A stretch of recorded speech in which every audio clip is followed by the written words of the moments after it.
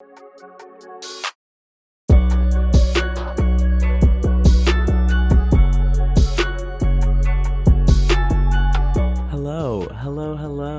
Welcome to this is episode 7. This is episode 7. I'm pretty sure it's episode 7. It right. Nice. Look at me doing things, accomplishing things. It is episode 7 of Building Babellion. Mm-hmm. I have a guest here. This guest is totally new. He's never been here before. You probably never seen him. You probably don't even know who he is. So would you like to introduce yourself, random guest? Yeah, I'm random guest number 556712. Just like some dumb username you can find. I don't know. I'm Titus Oldham, and I actually started this freaking podcast. So he did. I'm no guest. Yeah. We're not doing the usual format where we necessarily interview someone on this podcast at the moment. We thought we'd branch out a little and just have a little discussion about the industry in general. This may be something that we continue in the future, maybe not. It's a slow week, we'll just take it a little slow. And we have a lot of interesting things to say, I think, so stick around. Yeah. Right, cool. Thanks for that little introduction, Titus. So what will we be talking about today? You might be wondering in your mind. Well, fear no more, because I'm going to tell you. We're going to talk about the industry. We're going to talk about Netflix, because Titus recently edited, directed, and wrote his own little video essay. I shouldn't call it a little video essay. It was a big accomplishment, and it was thank you. Very well done. Thank you so much. Wow. Would you like to speak on that a little bit? Yeah, so for a class I did called Film History 2 with Gregory Walmart, shoutouts, I had to do a final video essay, and he was just like, just do like something in 5 minutes. And then I said, you know what? No, I'm going to take this a step above. I'm going to make a nice little video essay for you.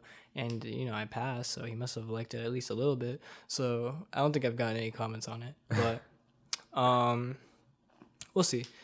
Yeah, it's an 11-minute video essay about Netflix. I wanted to do streaming services in general, but I needed to be more specific. Otherwise, it would have ended up being 20 minutes, and just due to time constraints, I needed to, specify.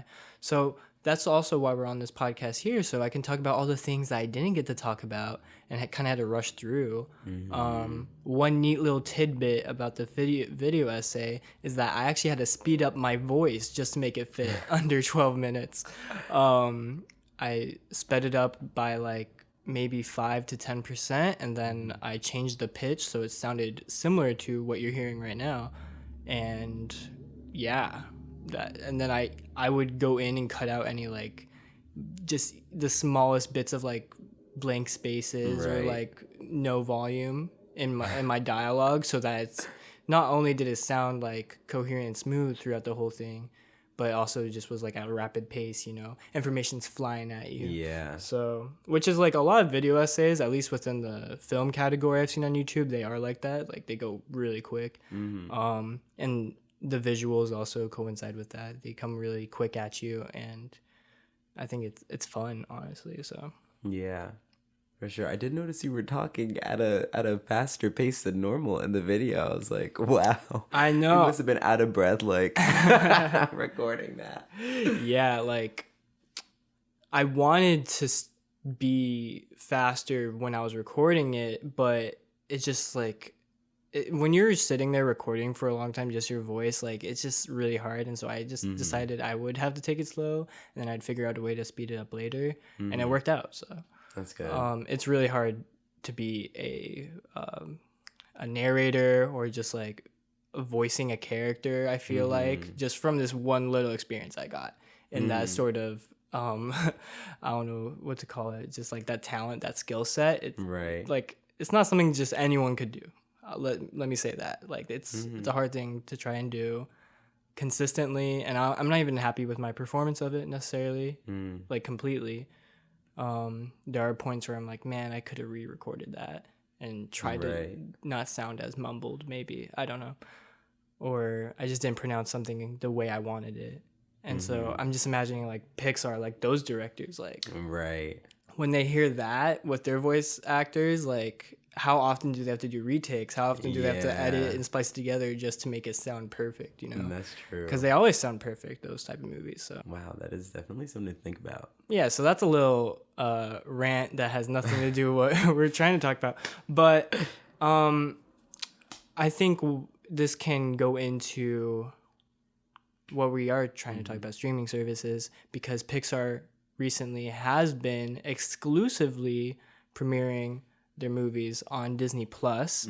Soul actually was completely exclusive on Disney Plus. Didn't even have a theater premiere at all because of COVID-19, which was a huge paradigm shift in the film industry to shift more towards streaming services.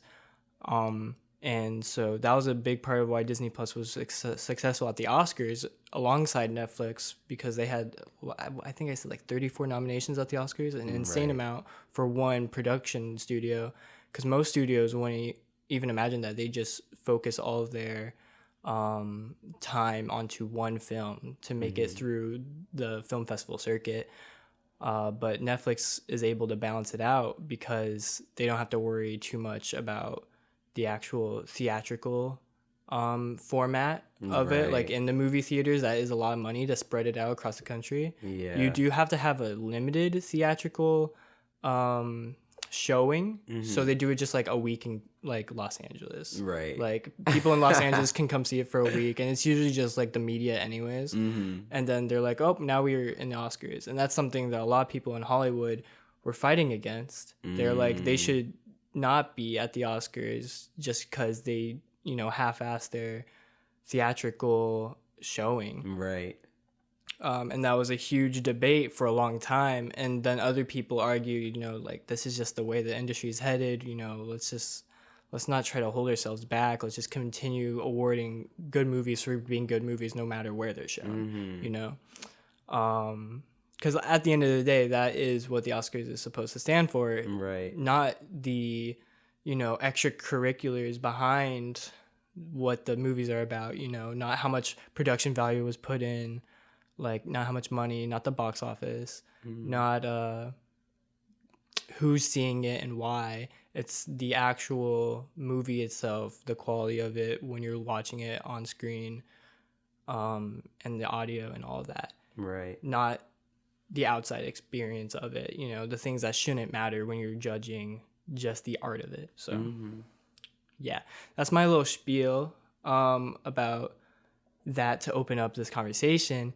Is that there is a huge debate that maybe a lot of you don't know about, but a lot of people are at each other's throats about Netflix. Like, Netflix is really like in people's heads rent free like that, you know? It's crazy. Like, Steven Spielberg is one of the main directors who has been trying to get all the Oscar voters to say, like, no, Netflix should be banned, like, outright. Like, they shouldn't even have a chance at the Oscars. Right. So it's crazy. And then COVID-19 went and made people have to change their minds, at least temporarily, about how we look at film. It's like, well, now we can't even do a theatrical debut even if we want to. So does that mean that the Oscars are changing to not focusing on films just because they're not in the actual multiplex? No, that's not what it means. It just means we have to change the way we think about films in general, you know? Yeah. And, you know,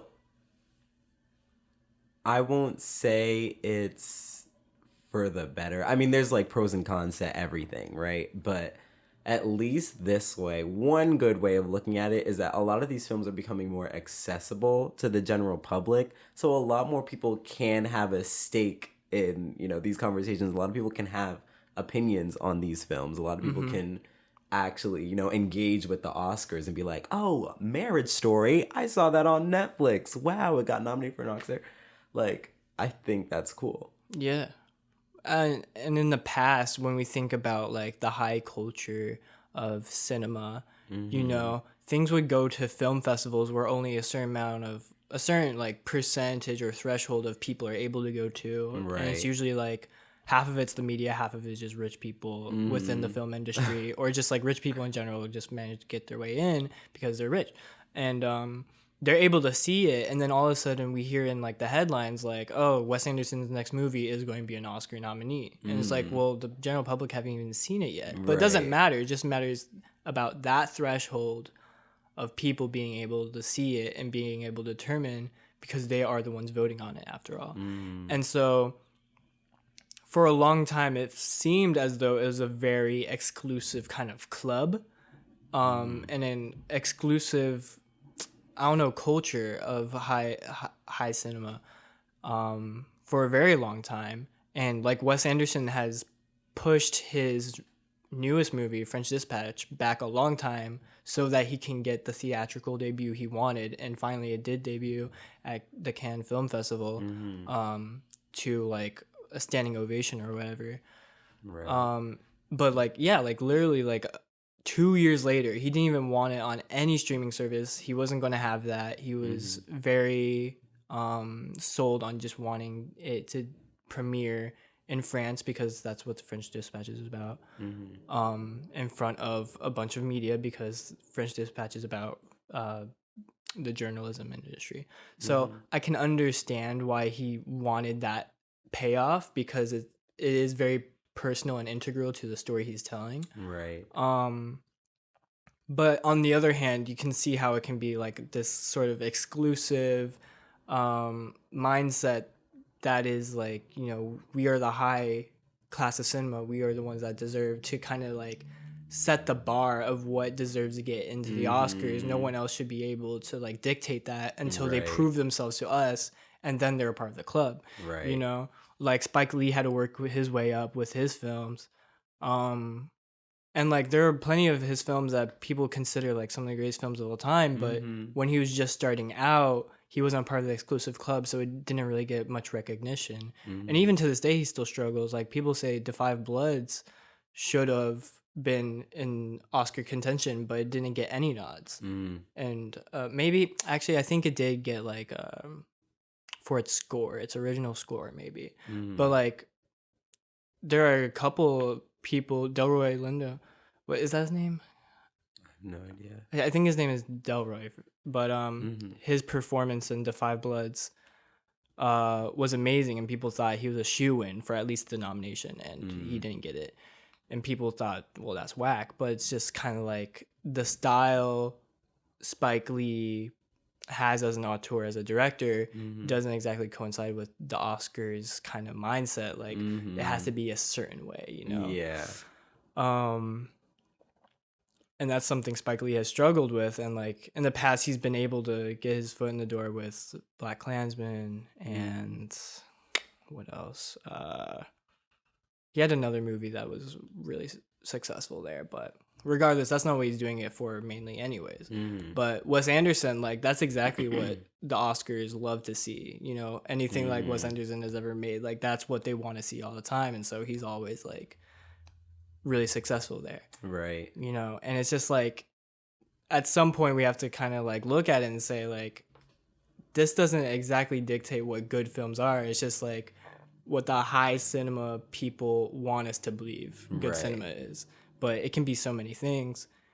And then Netflix comes along and says, well, no, your whole engine, the multiplex, the movie theater, is not allowing a certain class of people to get in, get their foot in the door to watch these movies. So we're going to give them that foot in the door, let them see all these type of movies that we think are high cinema, in our eyes at least. And so finally people were able to see that. And then other like independent filmmakers are able to produce for a studio that has the resources to get their foot in the door into the film festival circuit. And so it's really opened up the competition. And that's something a lot of people get really anxious about, especially Steven Spielberg, I believe, because within his generation of like filmmaking, he is like the prototypical Oscar winning director. You know, he's always been like, I don't know, like people have always loved him for how commercially successful he is. And especially within like the film festival circuit, he's always had that sort of affirmation. So now that it's kind of opening up in ways that he can't understand because he always saw himself in his films as what it should be. And now that's opening up beyond that. He's like trying to fight against it. Right. So, yeah. I feel like a lot of times when we like talk about like high culture and like elite, certain like elitist things, like that tends to be coded language. At least I feel like that tends to be coded language. Yeah. For white, like this is solely for white viewers. This is solely for white consumption. We are setting the standard, and we're not going to allow creators who look a certain way or create a certain type of content to enter this space. Right. And so that's another positive that I think has come from like the way we're starting to change the way like these movies are being released. It's just that a lot of like Bong Joon-ho, a lot of like foreign filmmakers are getting the opportunity to exist in a space that they might not have been allowed in before. Yeah, and that wouldn't have happened because Okja, one of Bong Joon-ho's like originally international successes, because he was like nominated at Cannes as well. Right. That was only distributed in America because of Netflix. Netflix bought the rights to their distribution and was able to, on an international scale, was able to let people see it. Right. Whereas it probably wouldn't have gotten that recognition otherwise. And it had a lot of American personalities, which also kind of helped it, you know, and that also ended up being the same way with his other movie, Snowpiercer. Right. Also had a lot of American personalities in it. So it's like he was able to get people to see it because of that attraction, like, you know, these Western icons Chris that people Evans. know. Yeah, exactly. Like, he was able to get people to see it through that, but also just through the distribution of it on a international scale. And he didn't have to deal with the logistics of like, oh my gosh, I have to find a way to get it into each specific theatrical format in every country. Like, that's a headache. But Netflix is like, nope, upload. Yep. And it's out there. Put it in the cloud. Exactly. Like, it's crazy. And so that really opened the door for him for when he finally decided to like, no, I'm going to dial back and really focus on my home country. Only the people here, like, it's going to be solely in Korean. It's only going to have Korean actors, all that stuff. When he finally was able to do that, it was successful because people already knew his name. Film festivals already opened up to his work because they were already at their film festivals. Right. And Hulu like immediately bought the distribution rights once it started getting recognition because it's getting competitive within streaming services. That's the other thing. Like, they're trying to have the most widely selective, critically acclaimed, and exclusive selection of films and TV shows. So as soon as anything starts to, you know, get like popularity on any level, whether that be high cinema or just like the casual audience, as soon as that starts getting like, you know, as soon as it starts trending, they want to snatch that up immediately so that as soon as people get it through like word of mouth, like they can find it, you know? Yeah. And then, you know, I'm pretty sure people did just get Hulu just to see that movie because it was that popular at the time when like Oscars were around. Like, that's crazy. I mean, it basically like swept the Oscars. So people were like, oh, what's this about? And Hulu was like, well, you can watch it here on Hulu.com. Right. And that was huge for its platform, and it's still there, I'm pretty sure. I don't know if Bong Joon-ho's opened up the distribution rights to other streaming services or not, but like it was at one point just on Hulu. So yeah, that was really big. And, you know, I don't think anyone in America would have known about him before Okja, because that was in Netflix, an American-based streaming service. Yeah. And it had American actors that Netflix were able to get, you know, Bong Joon-ho in touch with. So, yeah, that was huge. Yeah, for sure. And when you're talking about, like, all these streaming services fighting over, like, the rights to, like, distribute certain movies, like, I feel like there's gonna be, like, a Like, it's already happening. So, like, it's not even, like, a theory. There's nothing to question. It's gonna happen. Like, the death of, like, cable TV and the transition to, like, solely, like, streaming services. You're gonna have to start buying, like, Netflix, Hulu, Peacock, Paramount Plus, like, in packages. Like, the future of how we consume media is going to look completely different. This is something I really wanted to say, but it was just very wordy, and I don't know how I was going to visually represent it in the video essay. But a concept I came up with that the industry is inverting. So cable television is one, I guess, collection of a bunch of different networks that has a very limited selection of media, I guess. Yeah. Because they only come on at certain times, and their run times have to be short because, you know, within a 24-hour period, like, you want to get a diverse range of selections as possible into that 24-hour range where the viewer can, like, you know, record it and then see it later or whatever. And so, like, that has been an issue with, like, Community, that television show was at the same time as Parks and Rec on NBC, and so they had a very late hour, and then at some point Community wasn't getting enough viewership because it was such late hour, and so then it had to go on to Yahoo, which is one of the original streaming services that ended up dying out really quick. But that showed, like, you know, these cult classic type television shows, they were able to be saved by these streaming services. But what I'm talking about, the inversion of cable TV, is like, it's a collection of networks that have a limited selection. It's inverting because it's now just one network, whether that be Netflix or HBO or whatever, just one network or studio that has a wide range of selection, because it doesn't matter what time they are coming on TV, because that doesn't exist on a streaming service. You can watch anything whenever. Doesn't matter what type of viewership will come on the TV at whatever certain hour. You know, demographics don't matter as long as it's just there for anyone to watch at any time. So that's how it's inverting, is like multiple networks with a limited amount of things that they can show versus one network with a wide range. That's how it's inverting. And basically it's just giving the viewer more options and more flexibility, basically.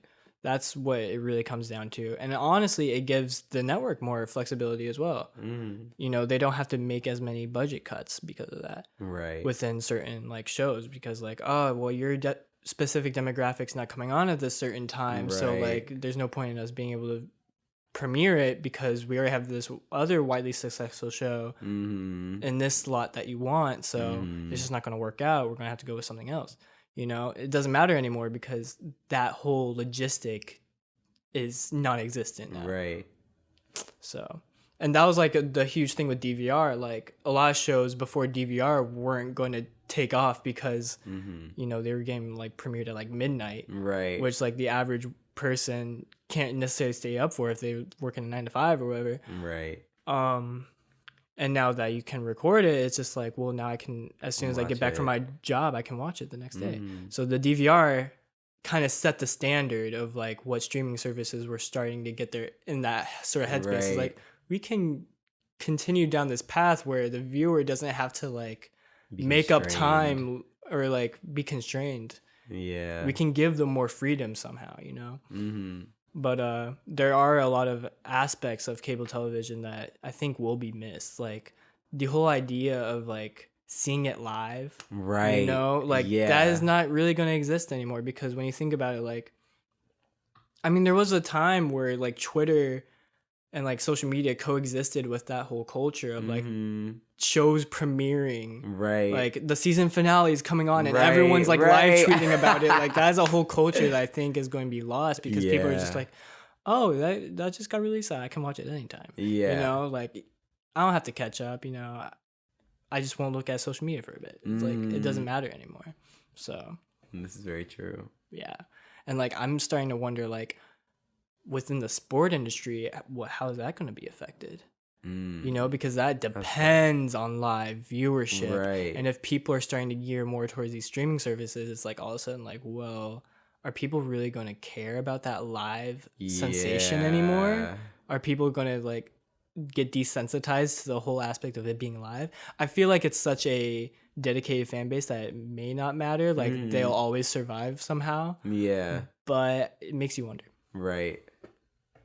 Yeah, I feel like sports is gonna be fine. Yeah, like they may have to adapt, is what I'm saying. Though. Right. Like they overall they'll be fine, but how are they going to adapt to these changing times? There's definitely a lot more content available because of these streaming services, especially with Netflix. Like I know eventually they started having to be like, okay, we need to start producing our own content, like in house under our own name, because we're not gonna have Friends forever. Like we're not gonna have The Office forever. So you see Netflix and all these streaming services starting to pump out content like back to back.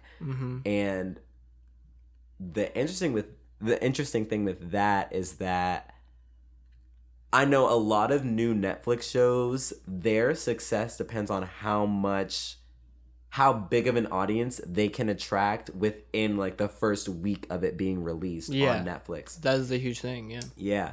So a lot of the times, even still, quality isn't necessarily going to be the biggest factor in what gets a big budget, what gets enough money, what gets another season, right? Like, a lot of times it's just going to be what attracts the most viewers. Yeah. That is very true. There are still a lot of shows that I can think of that were Netflix originals that just didn't take off for whatever reason, but still had a dedicated fan base that ended up getting canceled. I can think of like Tuca and Birdie as a big example of that, which is like this animated show that was like created for women, and you know, only like the main characters are like two female birds, and like that was kind of big because there aren't a lot of animated shows that are just geared towards, you know, women. Now that you like, when you think about it, it's like, how come they're all like men dominated? It's like weird. True. And so that was huge for that show to have a dedicated fan base that it did, because it showed the appreciation for it. But at the same time, it just didn't take off for whatever reason. It wasn't gearing to a wide enough demographic, which is kind of sucky that like, you know, men can't accept that, you know, whatever. However you want to interpret that, but Netflix pulled the plug because of that. And so that was kind of sucky. But another thing I wanted to mention is like Netflix got a head start on this whole concept of having their own original content. Like obviously networks like NBC Universal has been doing this for a long time. It's just been on cable though. And then, you know, they kind of like threw a bone at all the streaming services. Like, yeah, you can have Parks and Rec, whatever. Like we're going to be fine over here. And then all of a sudden they're like, oh wait, that's doing great. Hold on, I'm taking that back. But then it's like, well, no, you already like paid us. You already have this contract with us. We get to have it for like a long time. So like this happened with The Office, for example. They're like, well, we're going to buy out the contract. We're going to pay you all of this guaranteed money now so that we can get The Office back so that we can premiere it with Peacock later. So that's what they did with Netflix. So they had to pay a lot of money to get it back from Netflix so that could only exclusively stream on Peacock. So Netflix had the upper hand for a long time with all this original content and having the distribution rights to all these network shows, because like the ball was in their court.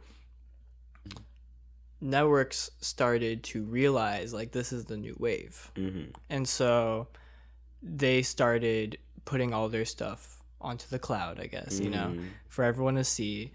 And now Netflix is kind of a bit frantic because all of these things that they had exclusive distribution rights to, they're starting to lose control of it. I mean, they're getting money in return for it, but that money's not going to last forever. So they're kind of like reaching in other places to find like, where can we get more content to be exclusive? But they still have the upper hand because they've been releasing original content for a while. More so than like Hulu has or whatever. Like they have Stranger Things. That's huge. BoJack Horseman has a very dedicated fan base. You know, Orange is the New Black. Right. Like, are you kidding me? Like, they're going to be fine for a bit, but once the studios kind of catch up in at least like subscribers, and the Olympics was huge for that because certain things were you could only watch on Peacock because NBC has sole distribution rights for the Olympics for like years. Like, I think it's been like decades that they've had that. That's crazy. Yeah, huge advantage for them to like get that off the ground, Peacock, because now this once in 4 years event is coming around that you can only watch on Peacock. It's like, well, I want to get it, yeah. And that was huge for them. Netflix knows, I think, that this isn't going to last forever. Just the original content we have now and the exclusive distribution of like they just got Seinfeld, I'm pretty sure. That is exclusively on Netflix. So that stuff isn't going to last forever as more and more networks start, getting on to the cloud and start taking back what's rightfully theirs, I guess. So I think in the next 2 years, they're going to really be pumping out more original content. Like they have been like going up and up with that sort of trend anyways. Like they've been releasing more and more as each year goes. But it's going to be really, really intensified just from how Peacock has started, HBO Max, it started, Disney Plus. There's all these different new streaming services from, I guess, the historically, like, I don't know, successful film studios. Right. Like Warner Bros. That's what's HBO Max. Yeah. Those prototypical film studios, they are now online. Right. And that is freaking out Hulu, I believe. I'd have to imagine it's freaking out Hulu as well. Sure. Who is like the little brother to Netflix. Like if Netflix kind of freaking out, then you gotta know Hulu's freaking out too. So yeah, it's going to be very interesting. I think there's going to have to be like some buyouts from certain studios. I mean, Hulu's already bought out by Disney, I guess, so that might stick around. But that may even like join. Who knows? Like, what if Disney Plus is all of a sudden like, you know what? All the Hulu content is now just on Disney Plus. Like, that could happen if Hulu doesn't keep up on its own. Yeah. Like, as its own subsidiary. If it doesn't keep up, then it's just not even going to be subsidiary anymore. It's just going to be completely merged with Disney Plus. It could happen. And like, I don't know, what are the other ones that like, I know like Tubi tried to be a thing, but that failed or whatever. Like that, it's clear like it's getting competitive and people are trying to bring new streaming services to light, but that gap is already closing with the big studios that have been around forever. Now that they're coming online, like it's leaving very little room for the new guys to pop up. Yeah. And once that gap is closed, then it's just going to be more and more competitive. Right. And things are going to die out because the common consumer is not going to pay for every single one of them. So. Exactly. Yeah. Capitalism, man. Capitalism. It depends on competition. So this was bound to happen. I mean, when you think about it, Netflix was birthed out of that concept. Right. It had to compete with Blockbuster. And what was it, like Redbox? That was a thing it might still be a thing. I don't know. They're still, I don't know if it's Redbox or if it's Netflix, but at my hometown, Freehold, at the freaking ShopRite, there's still a Redbox where you can rent movies there. That's crazy. That is pretty crazy. Wow.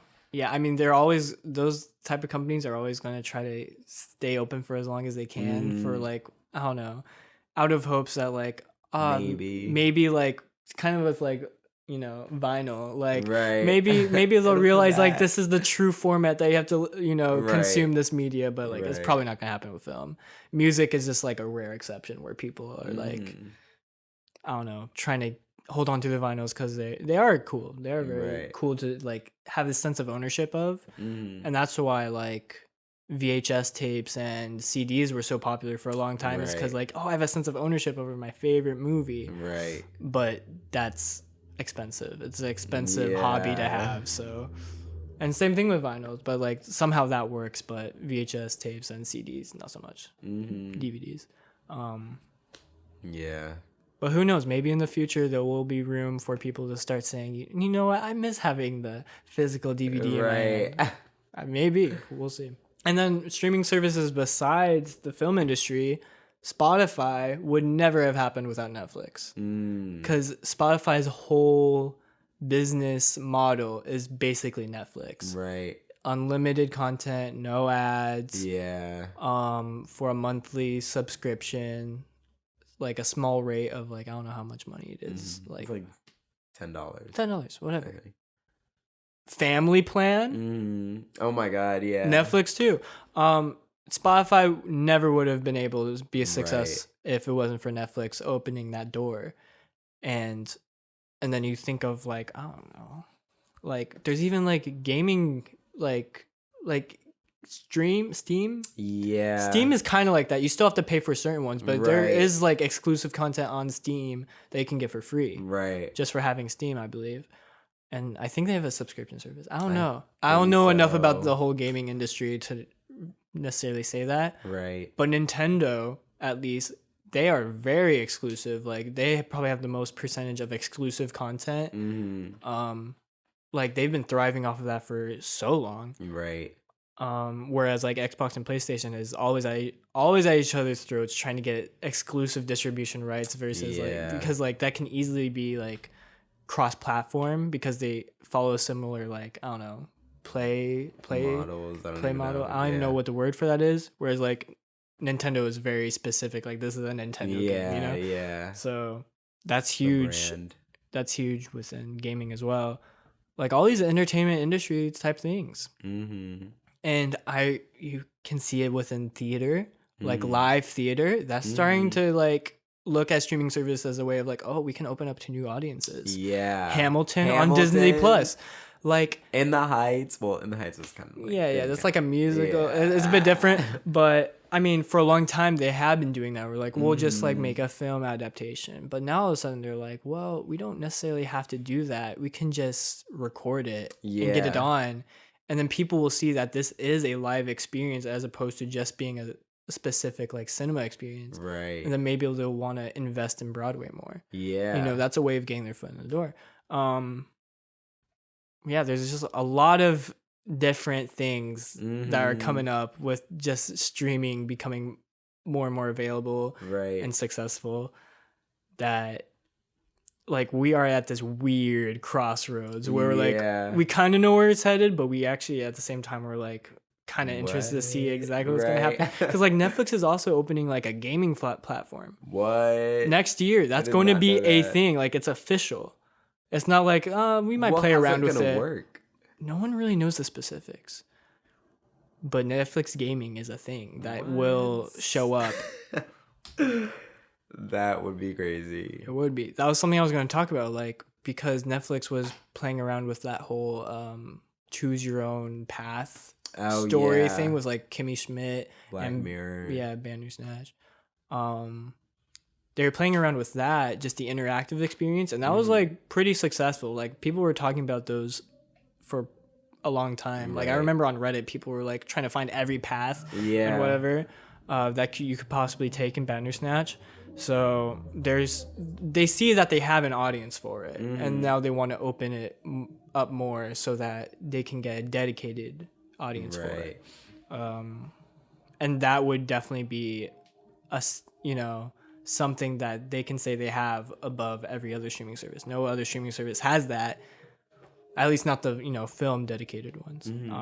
Yeah, that's just so scary to think about, and like the amount of power that like these companies can have when they're the only ones who sort of like operating within this, like it's not a monopoly, but like kind of it's kind of a monopoly, like when they're the only ones operating within this space. It's like you guys have so much power and influence, and we're kind of just like puppets, right? And like I think about like, okay, like if Netflix and like these, obviously they're gonna stay around the same price point because you get too expensive and it's like, well, why am I gonna pay $20 a month for freaking Tubi when Netflix and Hulu are still around like $12.99. Obviously, the price points are going to stay at a certain level, but Netflix has been like steadily increasing the rate of their subscription over time. Yeah. Which makes me think like, why, like, what's to stop any of these streaming services from just bumping up the price over time until you're basically paying the same thing as like cable, but like just it's streaming services, you know? Yeah, and that's the thing. It's like that's a way to get rid of competition as well. Like you keep steadily increasing prices until the lower ones, like they know that their audience is not going to be able to continue to the next year because they don't have as many dedicated viewers, so they just go out of business. Yeah. You know? It's kind of hard. But at the same time, when we think of like Netflix and its whole idea that they have no advertisements, like that is a huge thing as well, because Hulu is able to depend on advertisements. Yeah. And then like they have the whole like business model of like, well, you can get like Hulu Premium or whatever they call it in order to get rid of ads.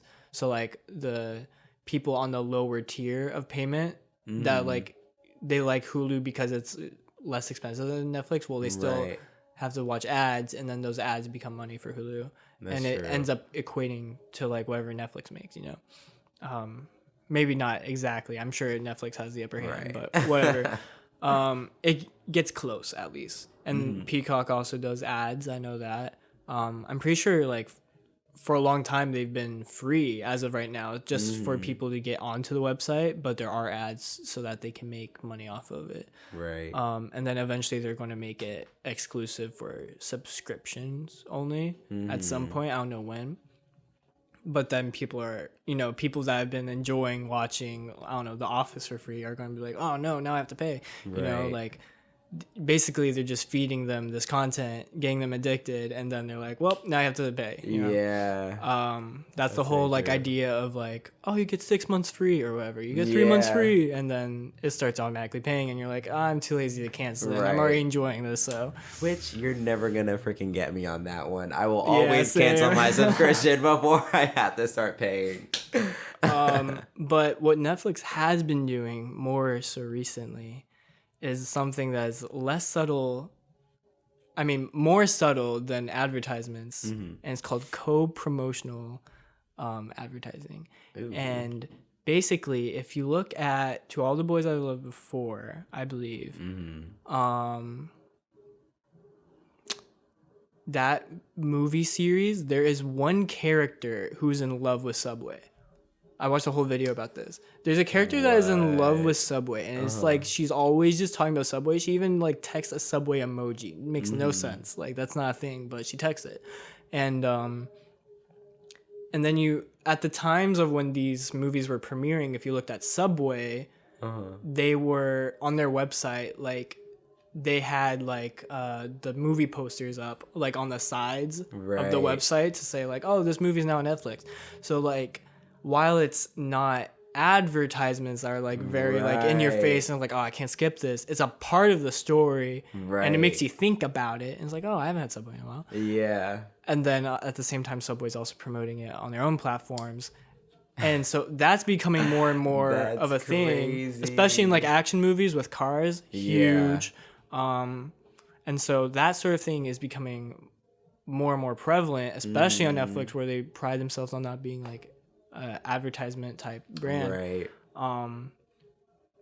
That's becoming huge for their business model.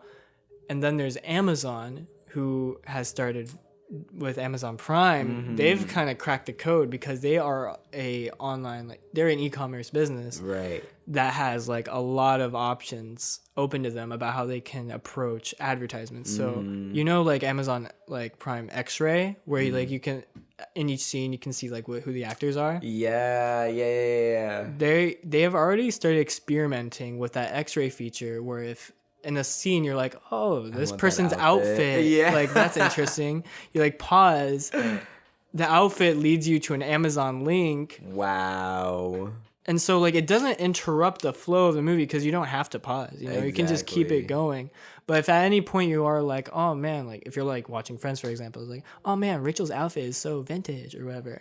Like you can just like click on it and then it'll take you to where $20 knockoff. Yeah, exactly. On the like Amazon store. Like worn by Rachel herself. I don't know, like some dumb like branding of it. That crazy. Can become a thing that Amazon has like access to, and then maybe other platforms are also going to start thinking about that. Like, oh, like that is something that is huge because for independent filmmakers who like are spending all this money on like props and set design and costuming, they don't have to like spend as much if it's like co-promotional marketing where if they feature a certain brand's clothing or furniture, then that's advertisement for them, and then they don't have to pay for those things to be in their movie. Right. And so really at the end of the day, it's opening it up to the independent filmmaker, but at the same time you have to think of like, oh, but what about my creative integrity? You know, like there's a lot of things that get tricky about that. That's very true. Wow, that's very scary to think about. The future has a lot of options. And at the end of the day, the film industry is always going to try and take it a step above. Like they experimented with 3D for a while. Like they're always going to try and find the way to take it to the next level where they can get you to pay more. Like 3D has always been more than 2D, obviously. Yeah. But then the audience, the casual audience just kind of fell out of love with that. At first they were like, oh, this is kind of cool. But then eventually they're like, yeah, we actually hate this. And now you don't really see 3D experiences anymore. Like that's kind of died out. And like at the end of the day, the audience has control over it. And like that's why advertisements have always been a tricky thing because audiences hate that. When anything interrupts their like YouTube video, like they hate that. So for the film industry, they're always going to experiment with those sort of things. But once they see that reception, they're going to be like, okay, how can we make that less, I don't know, like jarring? How can we make this more subtle? You know, they're going to always find a way to get the most profit without the audience like realizing. They want the audience to be as immersed as possible while also making the most money they can. Right. So, it's interesting. That is interesting.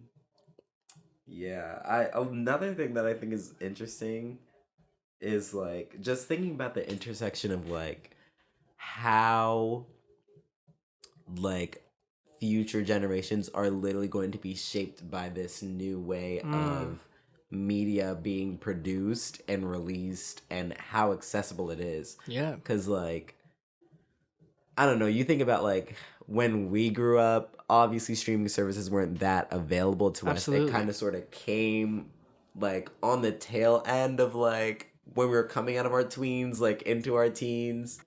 Like that's when streaming services started to pick up.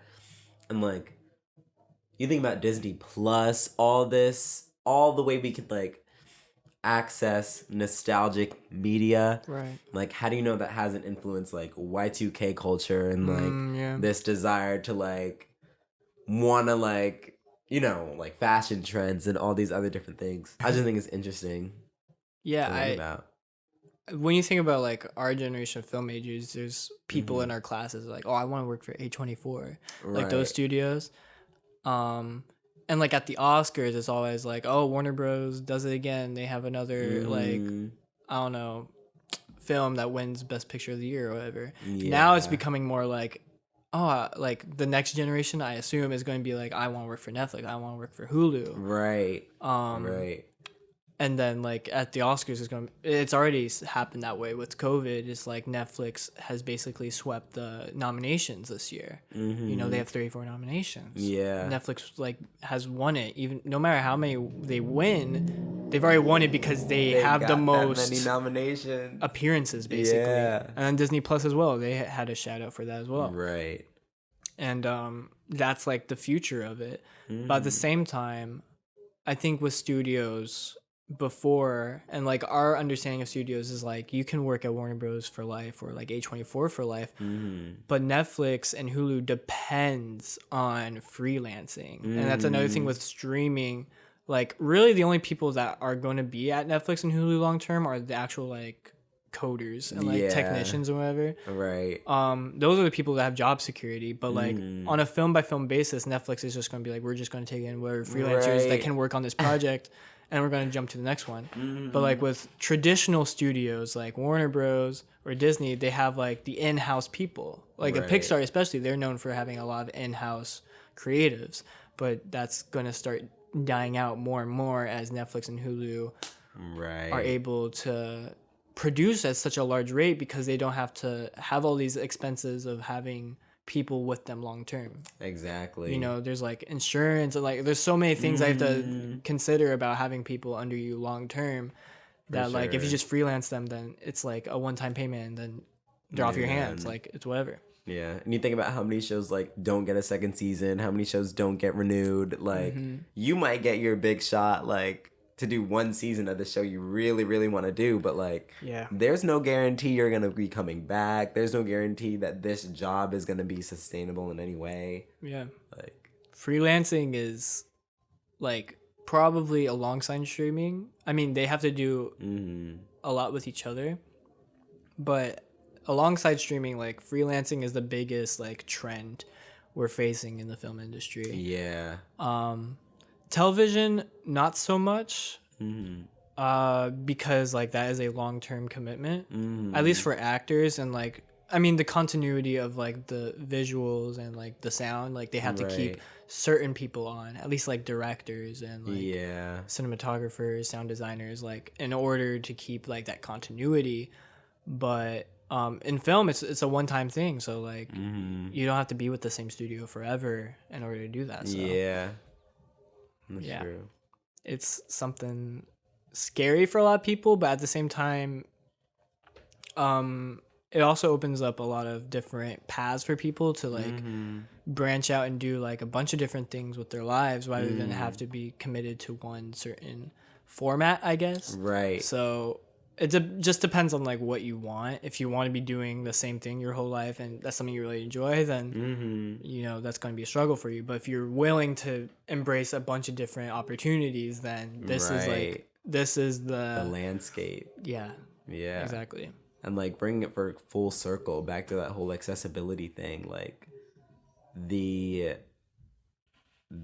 opportunities that like even me as a film major, the opportunities that I can see for myself down the line within the industry, I feel like is so much more vast than what it would have been had I been like a film major in like 1980 or like 1990.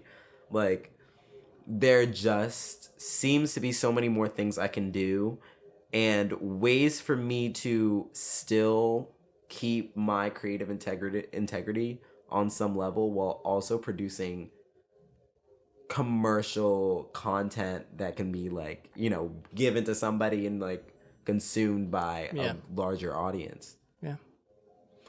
All right, I think that about wraps it up. I feel like we got a lot off our chest there. Thank you for listening. I think this was a pretty successful, at least in our eyes, like a pretty successful format. Just like not so interviewee, but like just discussing like the state of the world, kind of. Maybe we'll do this more. We'll see. Maybe. Who knows? But stay tuned. Hey, leave a comment if you like this format, or if you want random people to come back on. You know, we can interview them again. We enjoy that for sure. So if you hate this, let us know. If you love this, let us know. That's what I'm trying to say. Yeah, see you next week. Bye, Babellion viewers. Goodbye.